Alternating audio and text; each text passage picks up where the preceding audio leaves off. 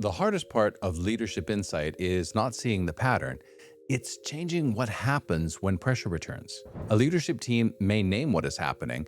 It may recognize that the same person keeps carrying too much, that decisions are moving too quickly, that silence is being misread, or that one leader keeps rescuing clarity for everyone else. And that insight matters. But the next pressure cycle asks a sharper question. Has the team turned that insight into an agreement? There's often relief when a leadership team finally names the pattern. The conversation becomes clearer, the issue feels less personal, what one person has been carrying privately becomes visible to the group. And that is real progress.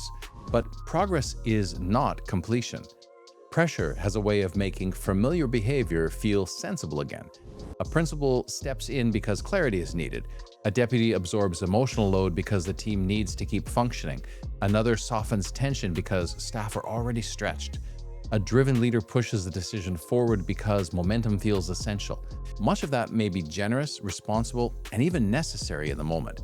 But the question is whether the team has a shared way to notice when familiar strengths are becoming automatic patterns.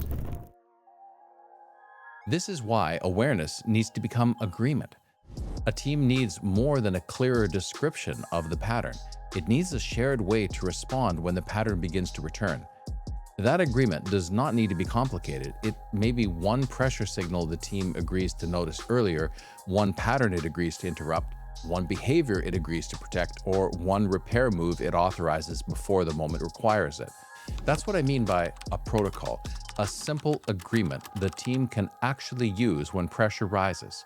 At its best, protocol is care made practical.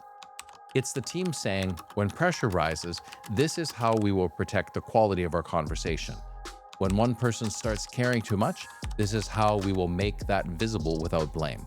When we are moving too quickly, this is how we will slow down without losing momentum. When silence appears, this is how we will check what it means before we interpret it. That kind of agreement is deeply relational.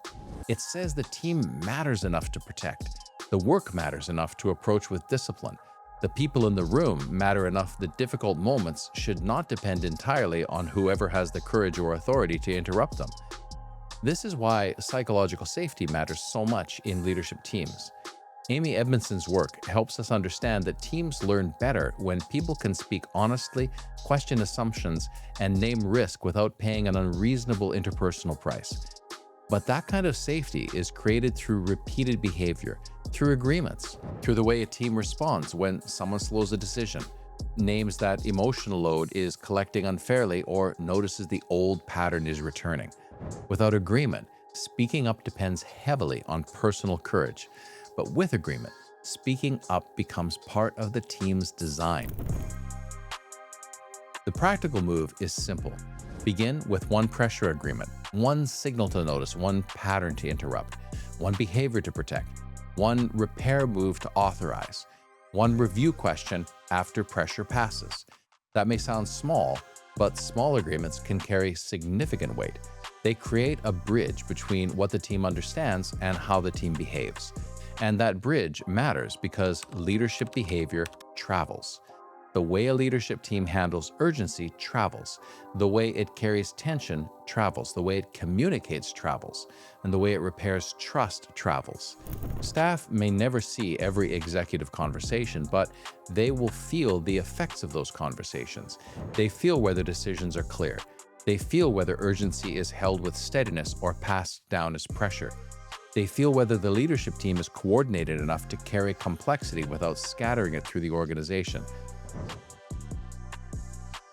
So perhaps the question is not, does our team have insight? Many teams do. The stronger question is, what does this insight now require from us?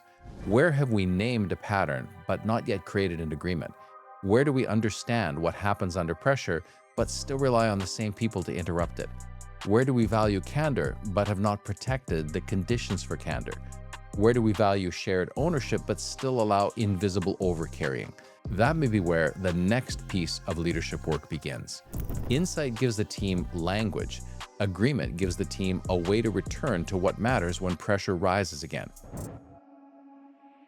If your leadership team has recognized a pattern and still finds itself returning to it when pressure rises, I offer a complimentary leadership pressure diagnostic. It's a focused conversation to help identify what pressure may be activating in your team, what agreements may be missing, and what kind of leadership response may now be required. The goal is simply to help your team move from recognition to a more deliberate way of leading when pressure returns.